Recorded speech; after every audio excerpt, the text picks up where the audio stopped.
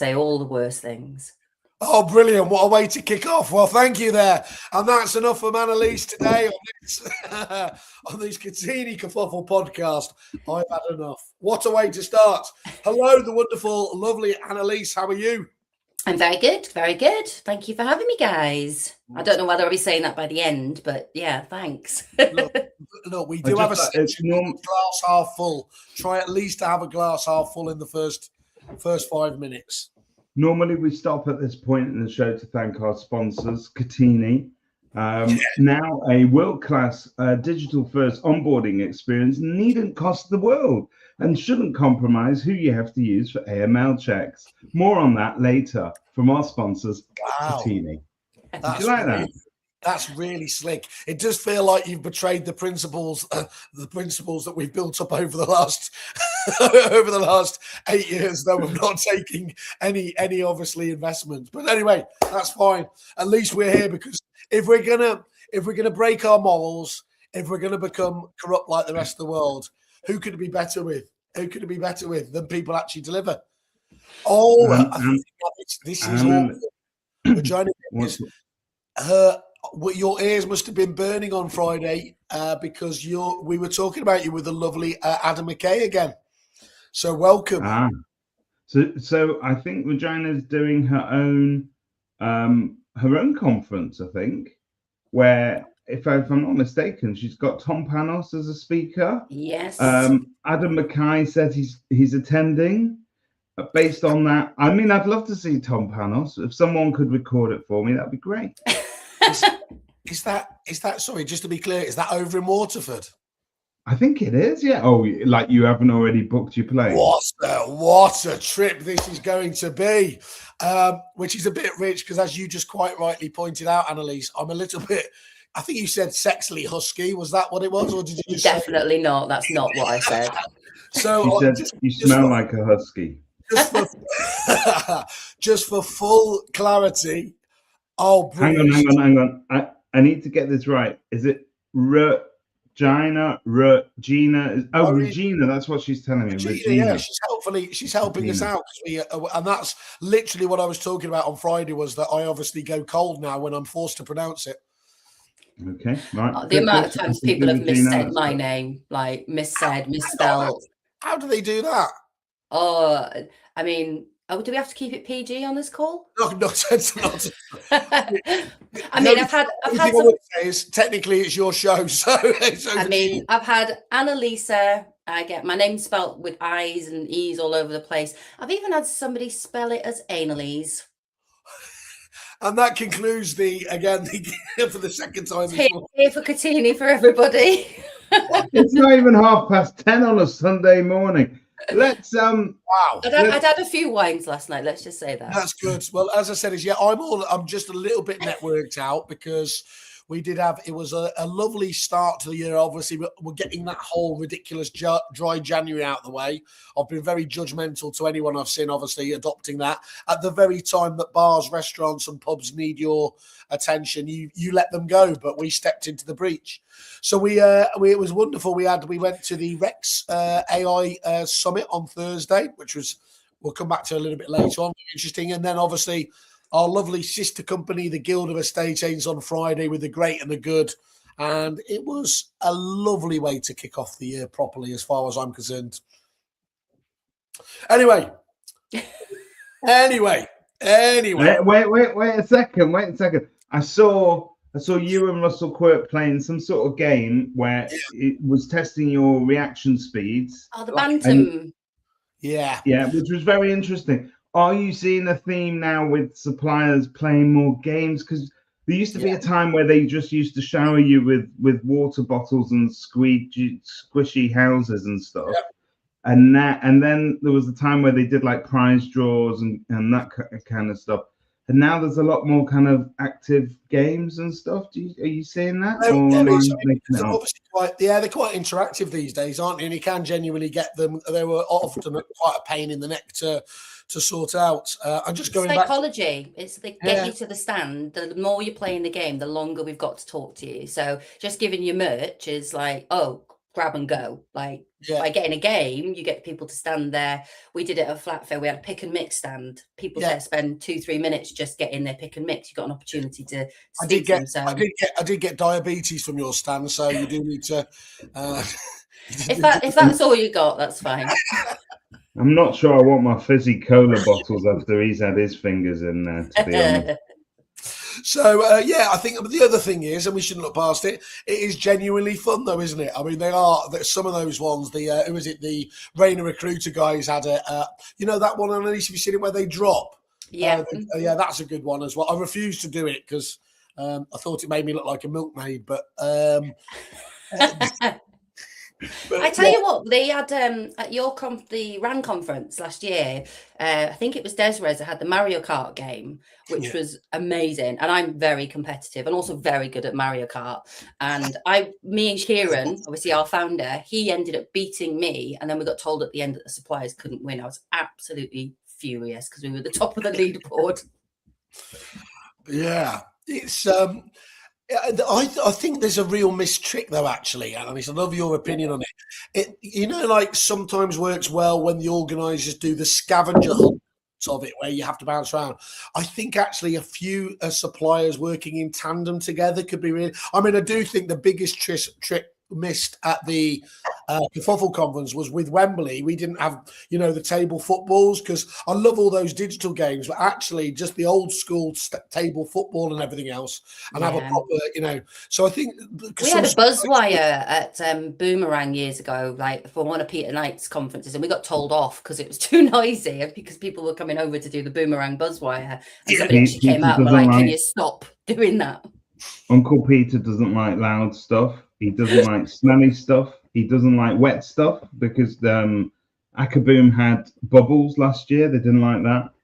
Yeah, I think that's basically what you're reading out there, Mintz, is just the list of things we're never allowed to do.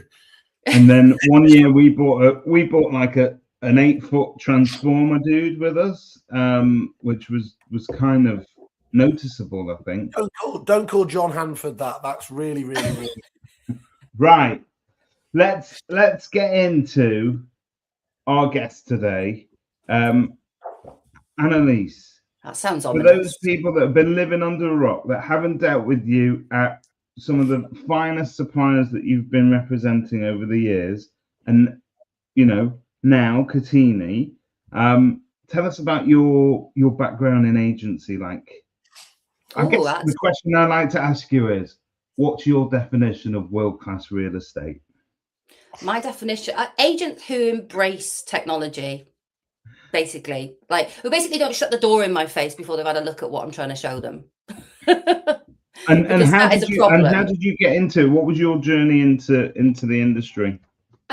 Probably the same as 99% of the people you ask that question. Accidental, purely accidental. I applied to be Ian Preston's PA from Preston Baker. Didn't get the job because apparently I would be too bored. And then he started Boomerang. Don't you whether you remember Boomerang from back in the day with Claire Scott? Yeah, the NPS and everything else there.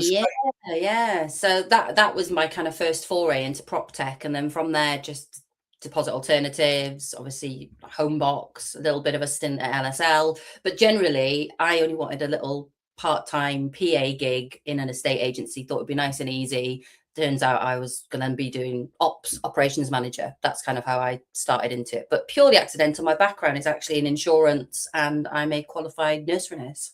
So, wow. So can I just ask a question? I'm going to, as usual, argue against myself after a few minutes of the thing, and I said, let's keep it light and keep it optimistic. I'm also going to announce a sneak preview of one of the panels that we are going to have that was definitely my idea and not Russell Quirk's at the Kerfuffle conference, which is going to be around the panel of failure, which I thought is a wonderful, and obviously. Quirk will be on there forever for his e-move days. But I do like the idea. The Americans always talk about that concept of fail fast, and there's plenty of businesses, aren't there, that don't work first time round. And we were arguing on the podcast the other day, maybe even Models online agency in his first iteration could be argued it didn't nail it quite right. And obviously the personal agent model is now, building on there. I was a massive, massive fan of Boomerang and the whole net promoter score. And we have aficionados like Simon Ledbetter and some of the best agents around there. What do you really think? Why was Boomerang just too soon, or what were the reasons it didn't fly? I'd say it's cost. People don't see the value in collecting customer feedback. They think as long as we're listing properties, as long as we're listing, as long as we're bringing in the money, then the feedback isn't valuable. But those that embraced it, some of the key clients that we worked with, like Keaton's, Nicol and Co, Jones Robinson, really great agents who didn't just get the feedback, they actually implemented changes off the back of it in their business to improve like customer conversion, customer experience. So I just think that it was expensive at its time. You were paying on a per branch per month basis. And a lot of them then, when tech emerged, they were like, we can do this with tech. We don't need a company to be outsourced. So again, tech replaced it, I would say. Which again is, we're going to come on to that, isn't it? That's good. Well, that's going to be the theme, not just of our podcast or indeed the year ahead. That's where we're at the moment. And I mentioned those, we were trying to give AI a miss this week, weren't we, Mintzy? But I don't think there's any real point. And one of the last I mentioned, I was at the Rex AI. What's it called? AI conference.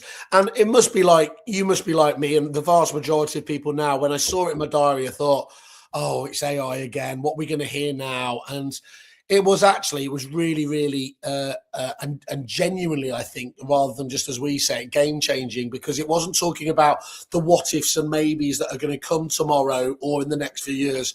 They were talking about the stuff that was going to be appearing now. And it was all that really great stuff around genuine automation and productivity and, not just the kind of content creation that we're all so used to. So what you were saying there, though, in terms of Boomerang and everything else, tech has really it's taken the heavy lifting there, hasn't it? And made it unfortunate for the people that were doing the job, but actually making it easier for businesses to implement. Yeah, one of the USPs with Boomerang is that your static questionnaire can't ask more questions or ask for more information. It's give us a score, tell us why you scored that, job done.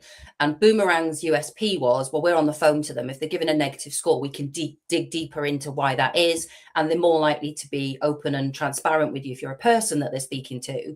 Yep. AI can kind of do that now. It can say, based on this, do this, ask these types of questions, lean into, different areas. So I do think that agents could get better at collecting feedback and they could use AI to do it. But I did genuinely, that was the USP at the time. Like you didn't have negs picking up the phone, speaking to tenants who've been in the property for 6 months going, hey, are you happy?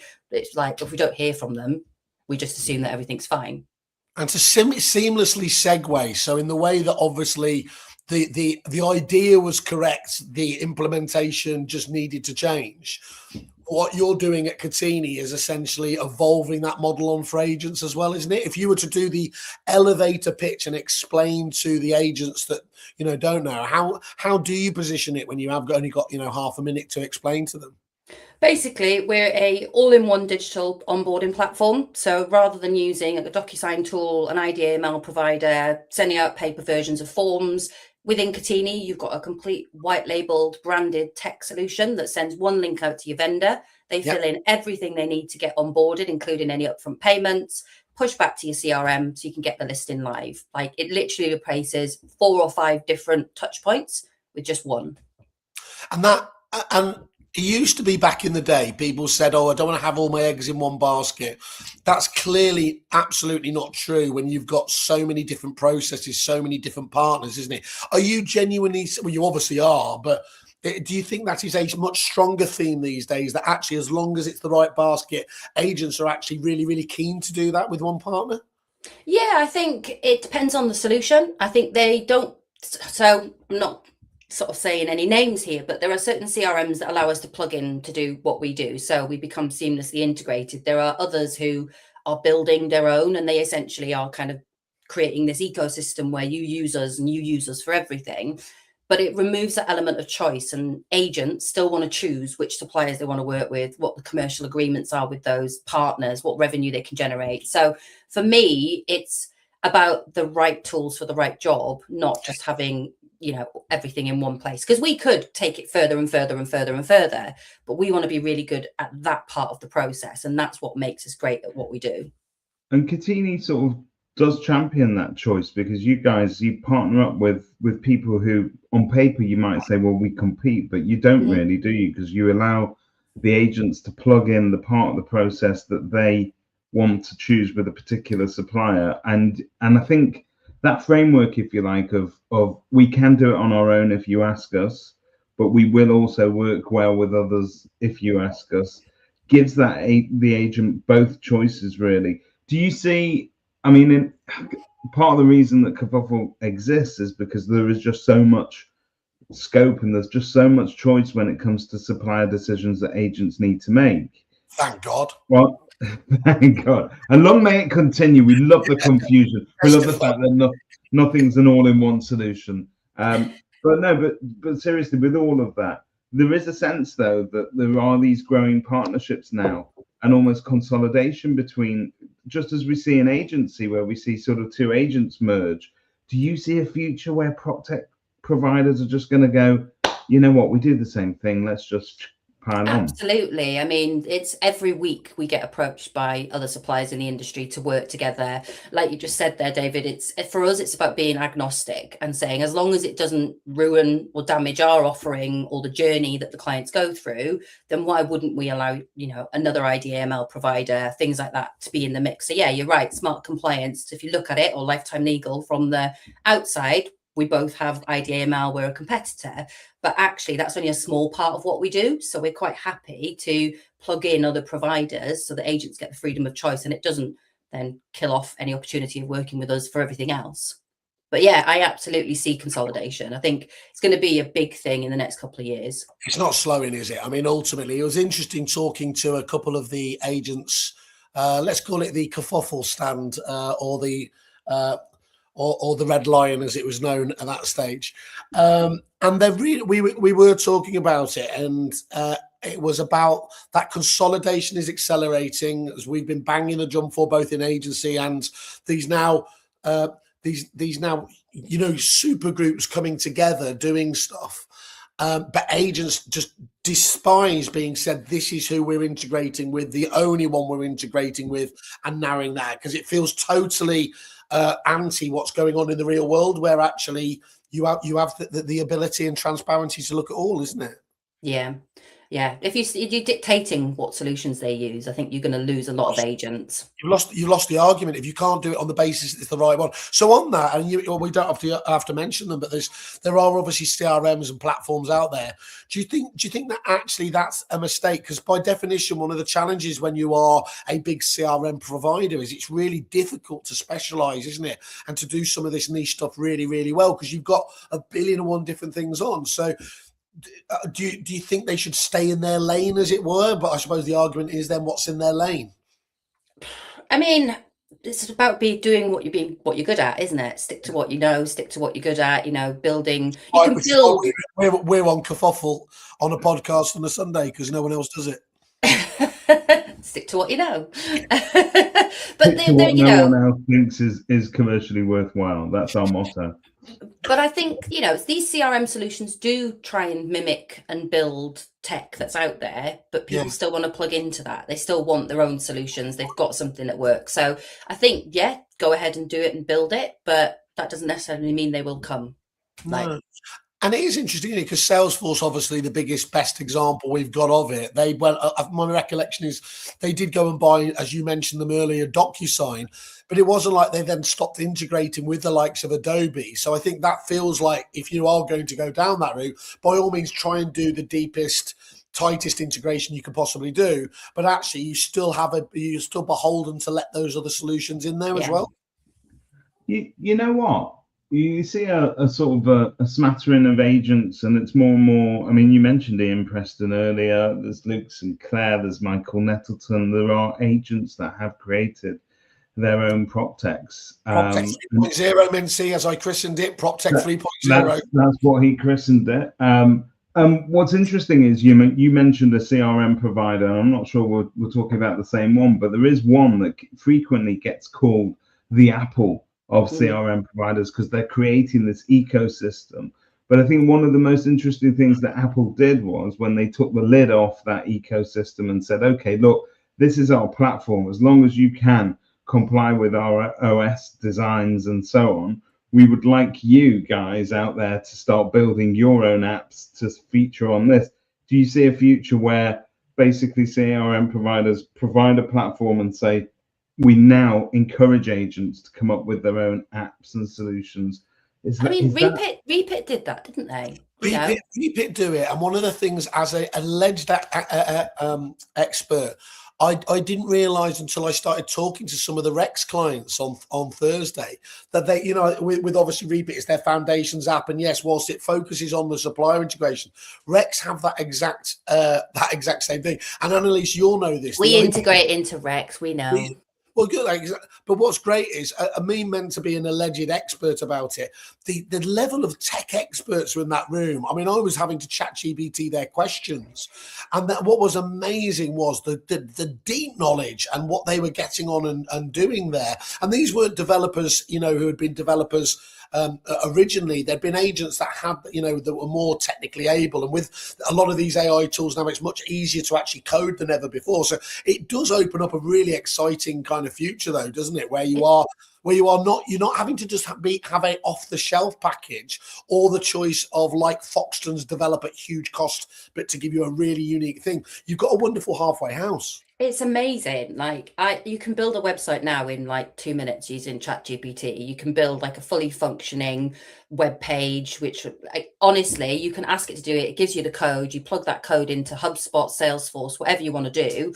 Yeah. There's tools like Lovable, stuff like that are out there now where you can basically go onto Lovable. Sounds like a really weird. I was mainly quiet there, to be honest. It could probably be used as something else. But literally you go into it, tell it what website you want it to do, what functionality you want it to have, landing page, and it builds it within seconds. Wow. You don't need to be a developer. You don't need to know how to code anymore in order to create first stage web pages, landing pages, apps. It can build you an app. It can do all sorts of different stuff. Like, it blew my mind that I could build a landing page which had like interactive buttons and links and everything within seconds.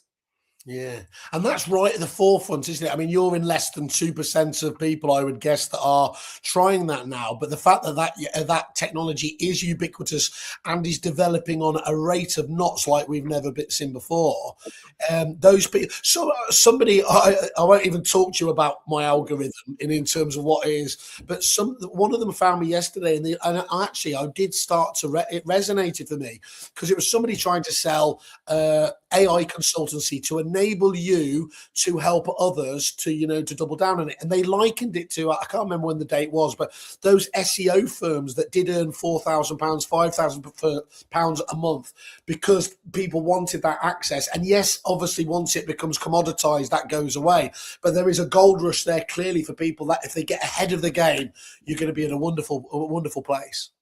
It's incredible. And I spent like 2 hours on the train the other night, sat next to some guy who was like, talking about AI and how he didn't like it. Basically, by the end of the journey, he downloaded all of the apps I'd given him. He built like this landing page on little app on his phone, and he was like connecting with me on LinkedIn, but I think people are scared of it, that technology. Yeah. There is a fear, and I think it's generational fear. I don't think it's, the younger age don't really use it either. I think there was a bit of a study that came out and said that like sort of millennials aren't really interested in AI and those sort of tools or the videos and stuff that it creates. You're saying so, yeah, because I thought you were going to say that kids don't have a fear. You're saying that they're not doing it as much. They don't like it. They don't like it. I think there was a survey that was done recently, and I'll dig it out and pop it in the comments, but it was actually that they are veering away from AI.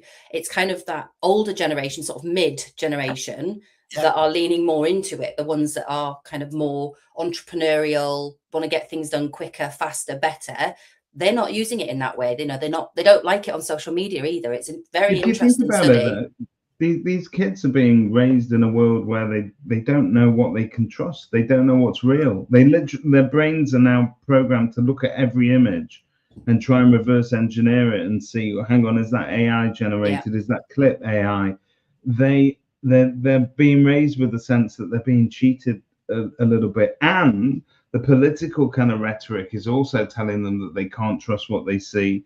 They can't trust what they hear on the news. They have to sort of try and get their own news sources.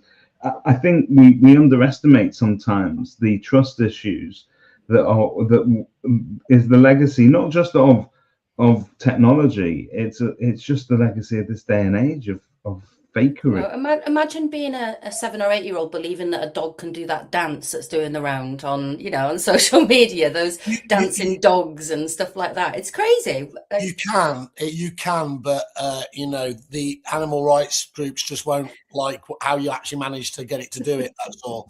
But it's fascinating what you say there. Me and Millie literally have daily arguments about it because she comes at it from the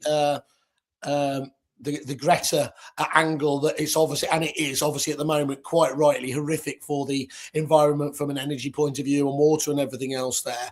But the other one, she has a real passion that, again, it isn't being human, it isn't being human produced. And it's that slop, isn't it, that they keep talking about. And there's no doubt about it. I keep coming back to this. It's fantastic that, the content that you can do. And we're all aficionados of it here. But what no one's answered me yet is, how does that guarantee access to your inbox if there is such a thing these days anyway, because there is so much generated nonsense? How do you attention is still the currency, isn't it, in terms of there? So you can create as much great content as you want, but how do you actually make sure they get seen? Yeah. And like LinkedIn and stuff like that, I think the algorithms also now sort of cottoned on to the fact that a load of that content's AI generated. It doesn't share AI generated content or images, things like that. If you post a fully AI written post, it gets less engagement than a human first post. But it's interesting that though, Google, because that was the understanding that I had as well with Google, and actually Google has put clarification out on that now, that it's not anti-AI, it's anti-low quality stuff. So it's interesting that in a fast moving world like that, because there were lots of, what was that? Was it robots? Was it the Channel 4 TV show about kind of androids, human-based androids coming on? And in that series, there was that very Luddite kind of reaction where humans get violently misdisposed to, these robots coming and literally taking their jobs. You can genuinely see there is a huge kickback from people, isn't there? They want it. They want AI stamped, and it's interesting. I do see a lot of stuff now coming out there because they just don't like being fooled. But it's easy to do though, isn't it? Even if you put content on and it downloads with an AI generated, what do you do instead? You take a screenshot of the picture and upload it as a new one. So there's always ways around all of these sort of prove it's real. It's like, well, isn't it just strange that you go down that route and you get, we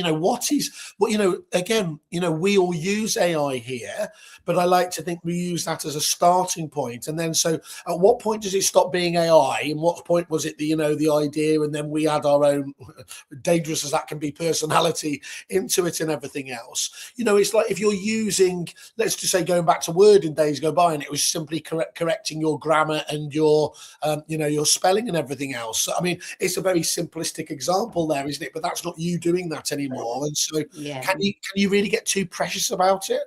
No, I've used tools like Grammarly and stuff like that for years, for years, way before anybody really knew about it, or even just like tech tools like Waze I was one of the first Waze users back in the day.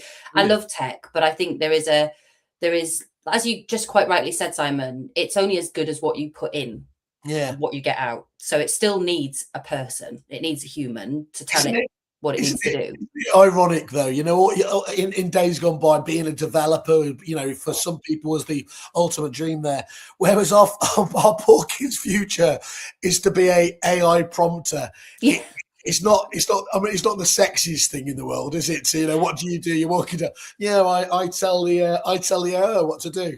People are actually hiring for those roles now though, aren't they? By the way, I can't think of a better position to fill for at the moment, because again, that's all. If we take it back to my old world and tech in any kind of level, we always encourage people not to roll out too much tech at the same time. And actually, especially with important things, like, and it'd be interesting coming out to get your view from Kotini, but actually, from a CRM point of view, I was arguing don't bother getting any other tech until you've moved your usage of CRM from using half of the system up to 60, 70, 80%. That's where the good stuff happens, isn't it?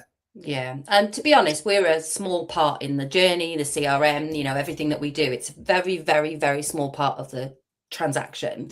So for us, it's easy to implement. Literally, we can get you up and running in 24 hours, even sooner. So it's like, tell us what you want us to do. How do you want us to customize the system? Switch the integration on, off it goes. And because it's so light touch from an agent's perspective, they don't need weeks of training, in-person branch visits. It's like you plug the CRM integration in, it pulls out what it needs from there, sends the link, and you're just sitting back and waiting. Like, feedback we get from agents, and genuinely this was said to me, or to Kieran, a couple of weeks ago. One guy called in and was like, I feel like I haven't done enough. I feel like I haven't finished the part of the job, because it was so easy for people to do. And we had agents go live last week, and so we had Your Move branches, first kind of branches in Your Move go live in last Monday. And already David Vitanis has messaged me and said, like, this is the best bit of kit we've ever done. The team will love it. And that man knows about tech and how it can be used, doesn't he? So for them, from the moment they said, well, let's go, to being trained was less than a week for all their offices. Their integration is on with Repeat. They're up and running, and they're already saving hours and hours without loads of heavy lifting from their side. So it's literally plug in, play. That's the tech that agents want. They don't want anything that's too laborious. Me and David were talking about it, and often we think it is like, how do we champion the person we're going to be, talking about there? And it's just so easy when we're talking about Kotini again, because as you've just highlighted, there is what percentage of prop tech works out realistically out of the box. I love CRM, but you are talking about months and sometimes years for it to bed down. Those solutions that agents can get a quick adoption with are worth their weight in gold. Yeah, and that's exactly what it is. You get anybody on our training, on our demos, and I think we were going to sort of talk about this, about who's knocking whose doors these days, suppliers versus agents. But once we get people to sit in front of a demo, they're like, it's a no-brainer. That is a most common bit of feedback that we get on there is, why wouldn't we do this? How quick can we get set up? And it's like, as quickly as you want to. You know what you just said, like a no-brainer there. And we always joke about, as many obviously prop tech, about the overused phrase, you only need one more listing. The challenge with these ubiquitous phrases is we almost get nervous to use them ourselves, don't we? Because they are, but actually it's really important we don't abandon the actual reason why people are saying that, because otherwise we are missing that elevator pitch about what makes it true. Yeah. And the bit that makes them say it's a no-brainer is, we're currently doing everything manually. We're triggering things, with it. We send a contract here, we send an ID link there, then we've got somebody following up and chasing. With this, it's literally, you send it all. The system does the nudges, the reminders, it does the jobs of your team. I mean, to the point where I've got a 5-branch agency going live. They're kind of 5 independent partners. One of the partners is not going ahead with us, and this kind of made me laugh, because she was afraid that it was going to replace her job. And I was like, and again, that's what you've got that aversion to tech sometimes, because people see it as, this is my job, this is what I do. If I don't do this, what else am I going to do?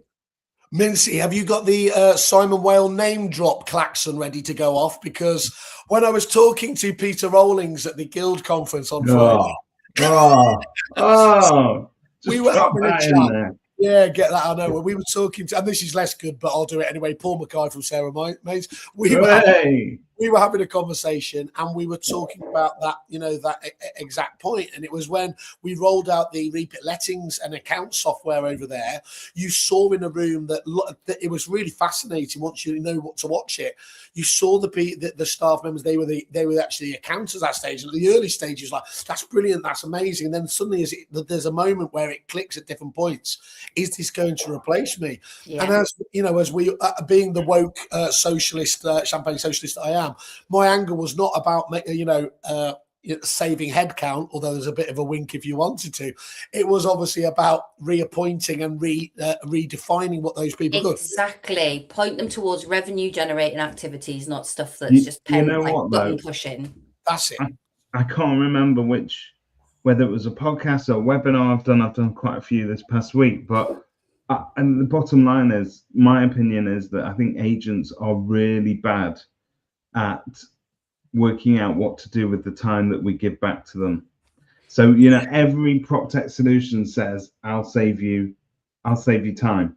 Yep. Some of them say I'll save you money, but most of them say I'll save you time, because we all acknowledge that is the one thing that agents want more than ever.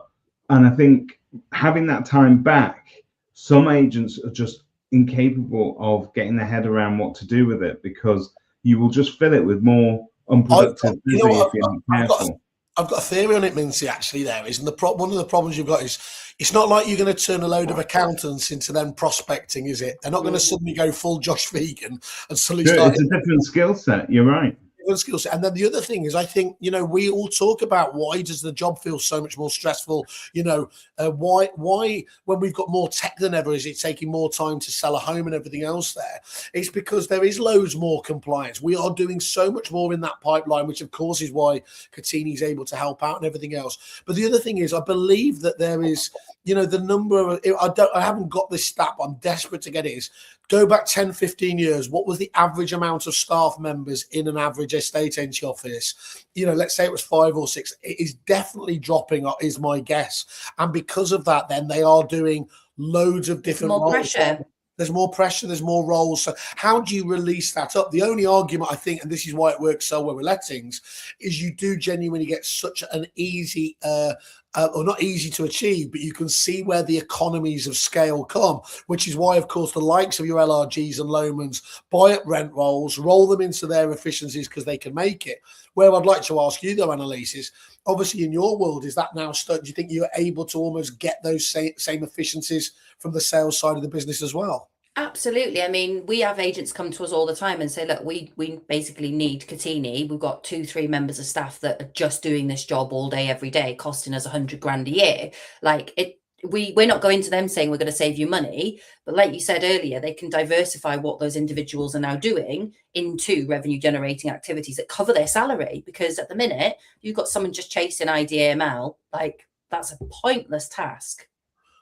Yeah. I'm just Googling. And I would argue as well, it's frustrating. And I've always said this about solutions like Kotini, but it is frustrating, isn't it, for the customer? They want a decent onboarding experience that doesn't involve, well, can you sign this and can I just have that? It felt very fragmented.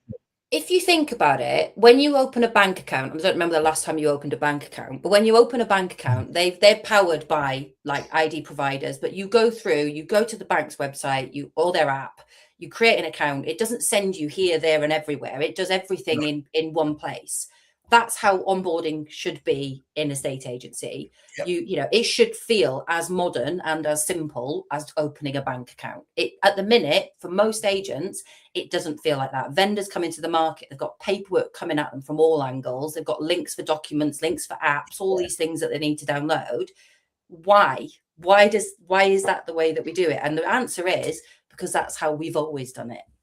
We do like to open an account every week. We like to keep the money moving around. So that pain, yeah? Rather Ted Star, rather than, it was just the money was just resting in our account. But yeah, I think that's it. And it's again, it is interesting at both. At the Guild conference, again, somebody made that point, which I do love, is you're not just being judged against other estate agents these days. You're being judged against other businesses. And if you don't have that experience in my world of, the seamless efficiency, too good many ways of Uber Eats or Deliveroo, why can't I have that same level of, I want to control. But, when you get driven so many times back to a desktop, which just seems so, rather than being able to do it on your phone these days. I know there are times when, but they should be a minority, shouldn't they? Our app is mobile only. We've refused to build a physical app. We're like, do you know what? As long as you've then got internet, you could get access to Kotini, whether it's web, phone, browser, desktop, doesn't matter. But upwards of 80% of people are engaging with it now on mobile rather than desktop. I think there's that psychology piece. I think there was an article that I read recently that said big purchase things people tend to go to desktops for. So like you're booking a holiday, things like that, looking at properties to buy, you go to the desktop first, but then you want to hand it over to mobile because you're always on the go.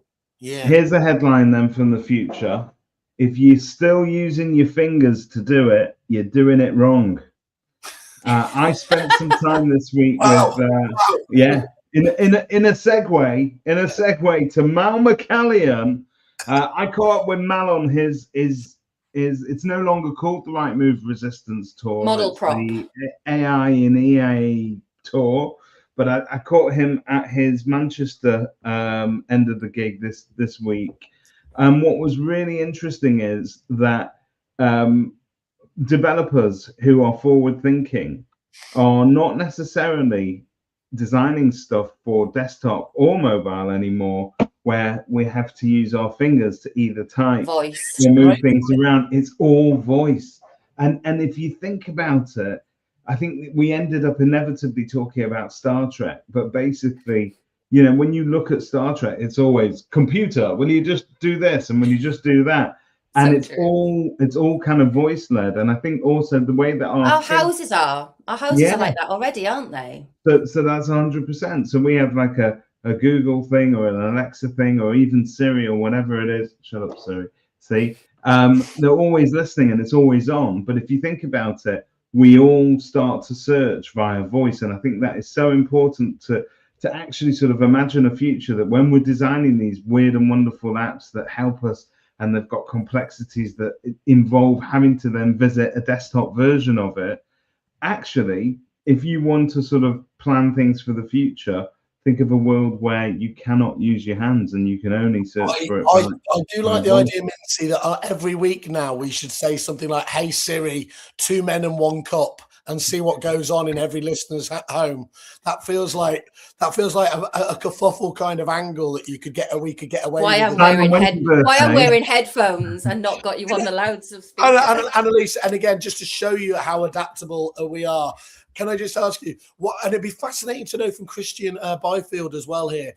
That stat about what percentage is mobile, but of course, do you know what mobile access you have outside of traditional office hours? Because I'm guessing it would be massively high, wouldn't it? You would have to think that, which is because go on then.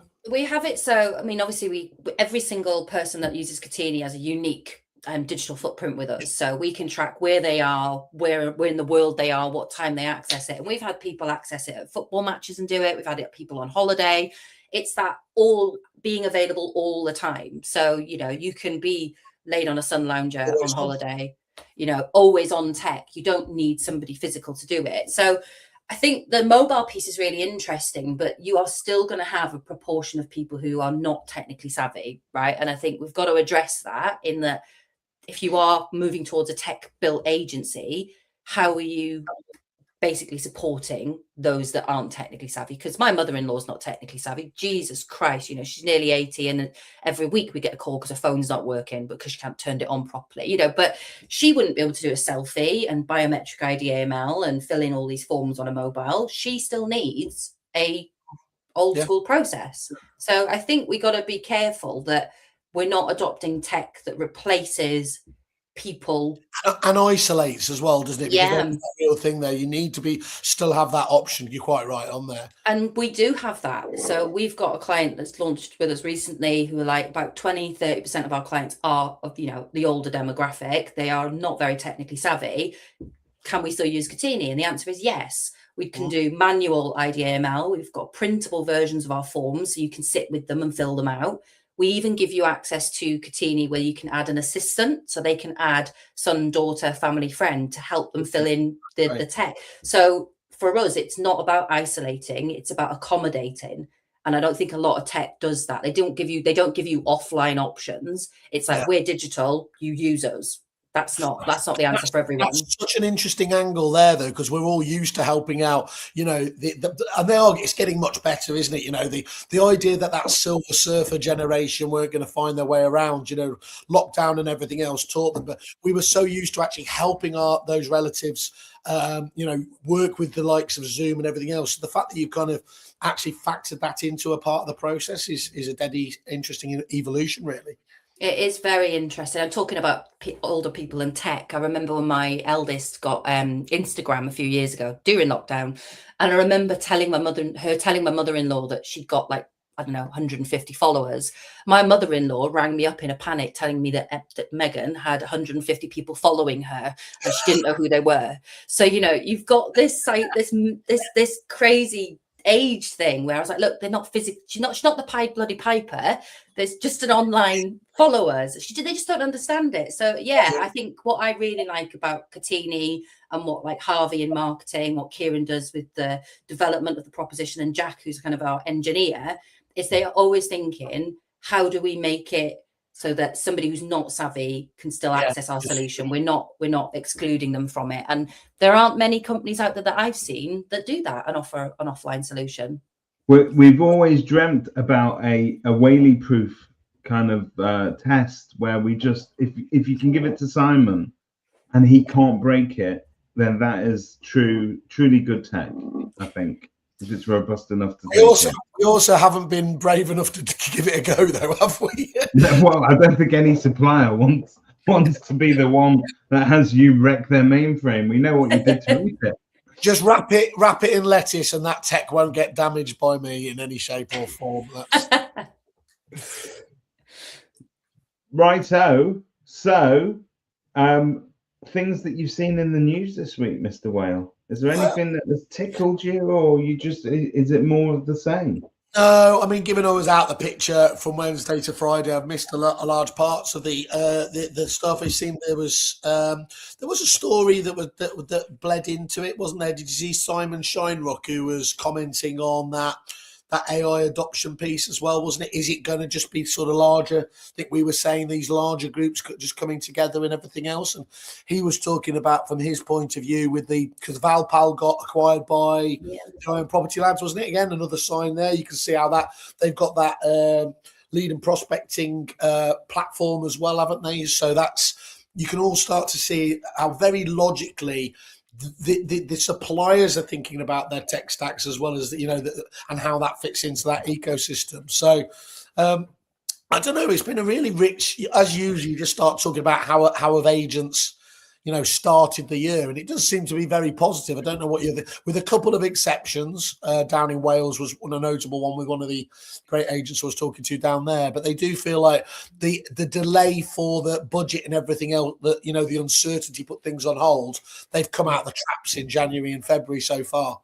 Absolutely. We like our sales volumes are through the roof in sort of January, start of Feb. It's kind of just been up every week for us. So yeah, we've definitely seen that pent up demand almost kind of now be pushed into the new year. So yeah, December was a hell of a lot quieter, and November than we would have expected. You're going to be thinking about it, Annalese. I've said for ages, there's companies like, a Moneypenny, who by definition with things like core volumes, not taking it down to just the raw stats, which we've had about how many buyers are registering and all the rest of it. But if you could start to see whether calls in an office are up or down and the types of those calls, that does give you a bit of a canary in the cage as to where the market is doing. I'm sure actually you're in a different stage of that, aren't you, as well? But actually, as Kotini grows and grows, you're going to be a really interesting kind of indicator of the market.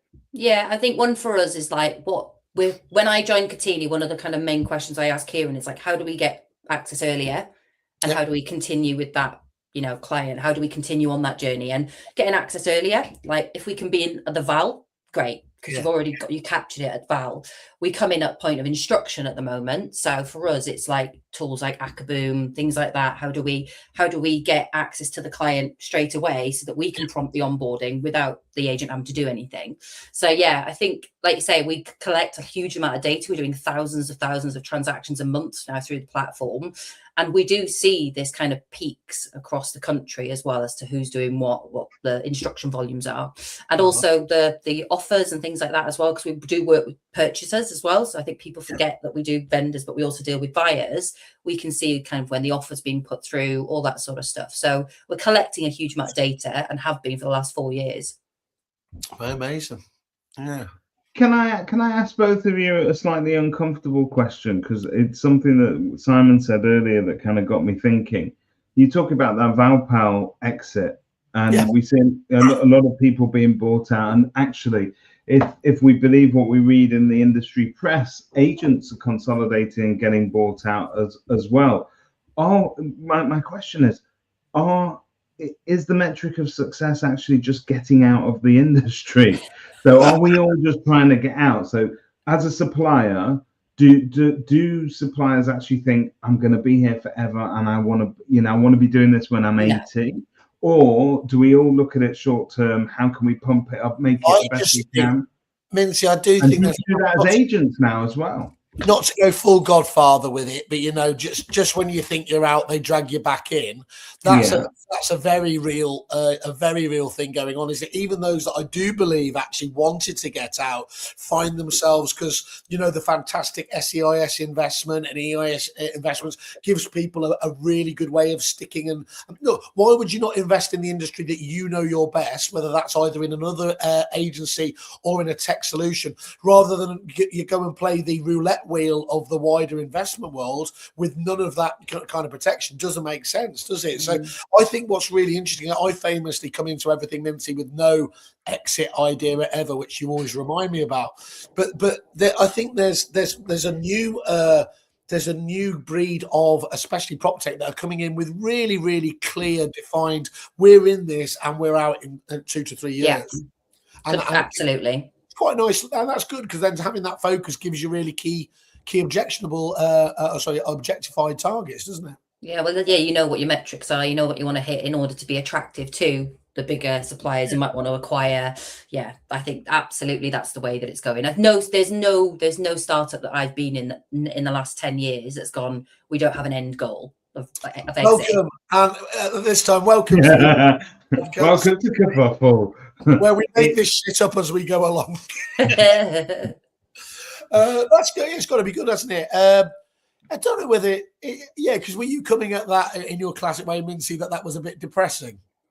No, not really. I'm trying to work out, like, as somebody who was in agency and kind of got out of agency, those who can't or won't do agency then do prop tech, and they do this and they do.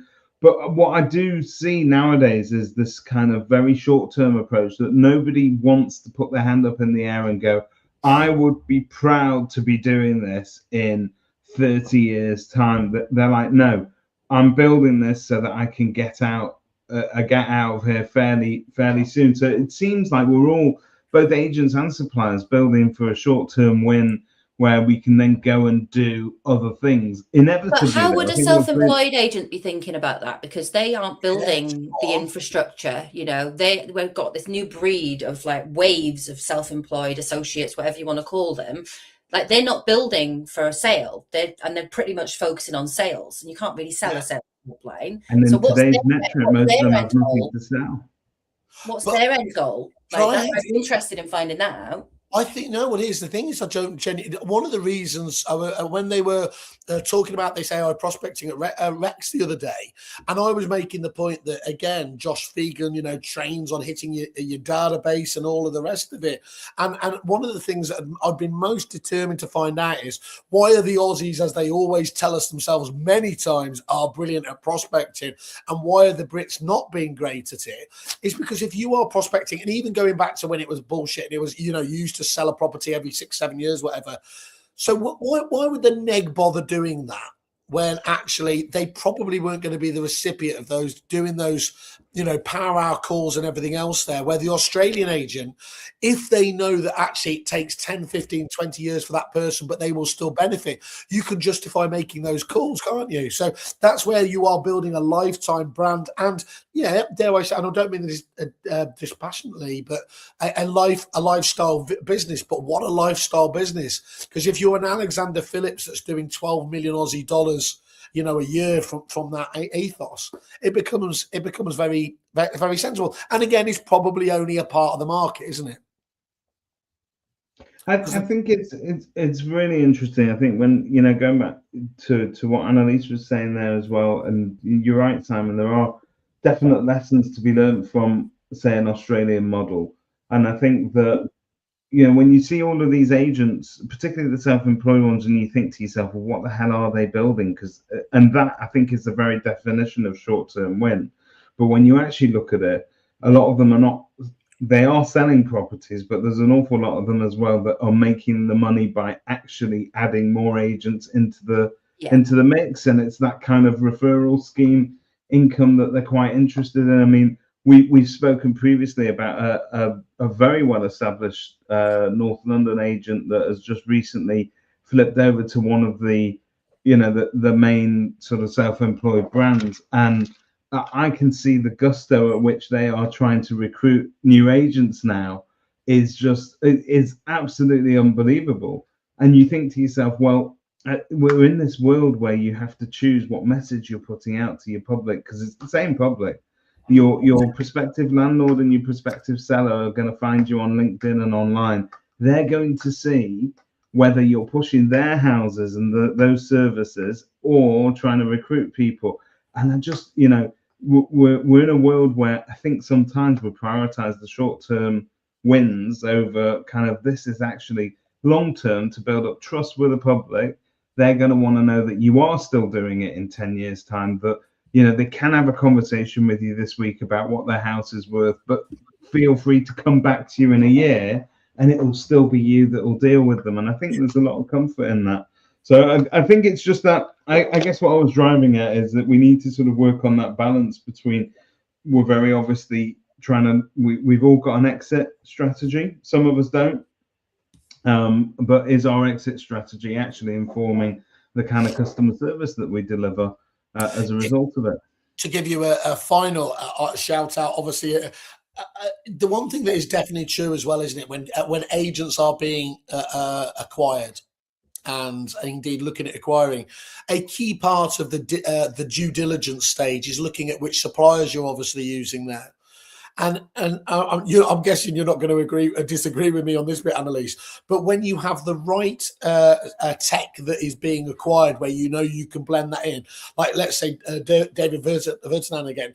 Imagine he's acquiring a business or something else, and he knows that he's got Kotini in there or a Reap in there, all these ones that that actually sensible tech can be scaled, can be absorbed into their own processes. I'm not saying it's going to move the dial much, but it does definitely matter, doesn't it?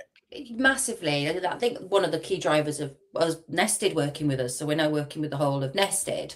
They trialed us and then they rolled us out over like 2 to 3 weeks across the rest of their network, but they're constantly adding to their network. And the same with other self-employed models that we work with. It has to be as easy as possible to get somebody to use that system or to switch that integration on. Like if you don't have that and it's not scalable, which it needs to be, that's really important. But the other side of that coin is when you've got these bigger conglomerates, acquiring, they've got their big established tech stack, their big commercial agreements already in place. And sometimes they're forcing that acquired party to shift a lot of their tech when they've been quite happy with it as well. And I think there's a bit of a balance there to be had. Like if you've got somebody who's using Reapit today, they get acquired by somebody using Street, they may have already looked at Street and it's not for them. It's a difficult one. Is there anything more important then for an agency, and maybe even broaden it out to just a business, than scalability? I mean, you obviously have to have scalability with quality with it, but I think that's the key element, isn't it, of any business today? Is how do you do it digitally? How do you do it, using the best choice of AI? I can't think of too many other KPIs, can you, that do make that happen? No businesses that I speak to are sitting here going, well, we don't want to scale in some way, whether that's growing our lettings portfolio, acquiring another branch, opening another office. So it's always got to be there. It can't be in the rear view mirror. You've got to be looking forward and going, is this going to move with my business? And if it's not, it's probably not the right tech solution. Yeah, fascinating. Some very interesting themes emerging from this week's episode then. People getting to choose, I think, their own suppliers. I think that's very much something that people who are consolidating tech need to sort of think about in the future, not building too closed an ecosystem. And then the rest of it that we've spoken about is just, it is interesting. I think it all comes down to the common denominator's choice. I love the way you praise that there as well, and the rest that we spoke about. And the rest of it, if I was actually able to, I would have gone, ChatGPT, can you just do me a favor? Make me sound intelligent as we wrap up this week's episode. Mincy GBT, as we're calling it now. That's it. Where are you off to today? Are you footballing? I am. I have unusually actually looked into my diary and paid attention, because normally travelling over from Manchester to Liverpool as a Liverpool fan and forgetting that I'm travelling over there with 3,000 either United or Liverpool fans is not a sensible thing. So I remember today that we have got Man City, so I will be jumping into a Uber in the next 15 minutes and avoiding getting the crap kicked out of me. But anyway, that's Annalese, are you a football person? Or I am not. My husband enjoys the football. I do not. So. I didn't say. Hang on. I didn't say I like football. I said I like everything leading up to it. And is it he's still a Leeds fan, so he's a Leeds fan, so he's always disappointed, isn't he? So is it always beer and a pie? Is that what you go for, Whaley? Is that your go-to? I'm not a pie person. Not now. I'm on the jabs, Mincy, of course. You know. How is your jabs journey going? Just before jabs journey, it is not again. Thank you for noticing, but I've got. So I said I managed to put on a stone in 3 weeks because I was getting in famously before the lock. I managed to. It's now started having a material difference in terms of. Yes, you just don't feel like eating, which is really, really weird. So it's not coming through because, of course, unfortunately, one of the greatest scams in history is that alcohol and drinks carry calories, which I still can't believe, but does explain a lot. Don't go missing in action again. Okay. There's whole stories there. Thank you for that, Rhiannon. I look forward to catching up with Rhiannon in next week's episode. Right, everybody, have a great week. I love the way she stalked us the entire episode. One of the best lettings agent who knows about tech, who knows about scalability and acquisition, and that's the comment she comes in with. She had all intentions from the beginning.